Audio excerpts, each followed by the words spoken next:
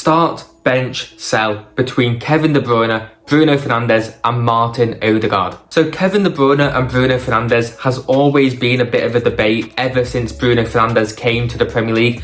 But now, because of Arsenal's form last season and because Martin Odegaard was so pivotal to Arsenal's title challenge, now he is in that debate. So let's discuss who is better, and just before I start, I am basing it just on who I think is better, not just based on last season. So let's start off with the player I am going to be dropping, which is Martin Odegaard, and I think that is fairly obvious. I think he is a fantastic player, and just like Arsenal, he has surprised me a lot, especially with his goal-scoring ability for Arsenal last season.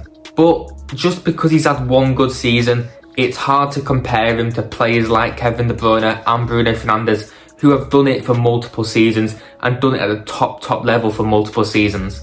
Obviously, Martin Odegaard is still young and he is part of a very young team, and Arsenal are just going to get better and better and better. So maybe one day Odegaard could be more in this debate, but as of now, I don't think he's anywhere near Kevin De Bruyne and Bruno Fernandes, and it shouldn't really be a debate. So now it's between Kevin De Bruyne and Bruno Fernandes, and next up I am going to bench Bruno Fernandes. I think Bruno Fernandes is absolutely incredible. When he first came to Manchester United, what he was doing, the numbers he was putting up for them with that crap team was just out of this world. There isn't many players who have come to the Premier League and produced what Bruno Fernandes did for them first 2 or 3 seasons, which was incredible in a struggling team. When he first came to the Premier League, everyone was calling him just a stat merchant, he's stat padding, and now that his numbers have died down a bit, people are saying, oh, he's awful, he's not a good player. And that shows a lot about football fans these days. If you watch Bruno Fernandes play, he has still been fantastic. Yes, he's maybe not getting the amount of goals and assists he was getting, but he was never going to keep that up. Not many players in world football can, bar Messi and Ronaldo. Also, it's kind of hard to keep producing them numbers when you have Weghorst up front, who can't score to save his life.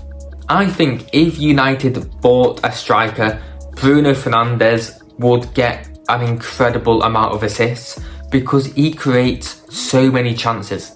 Obviously, they need a couple more players, but if they do sign a striker, they are going to be so good next season. Also, what I would say about Bruno Fernandes, just to wrap it up, is I would love him at Manchester City. I would love to see Kevin De Bruyne and Bruno Fernandes in the same team. It would be so good to watch. And finally, I'm going to start Kevin De Bruyne. I mean, that's obvious. How could you not start him? He is not just the best midfielder in world football currently, he is one of the greatest Premier League midfielders we have ever seen, if not the greatest, and he is also one of the best midfielders of this generation. I know that's high praise, but for whatever reason, people still don't want to accept this, because it is true. So in the comments, let me know, do you agree? I know this has been a bit of a short video, but if you have enjoyed it, please make sure to like and subscribe, and thank you all for watching.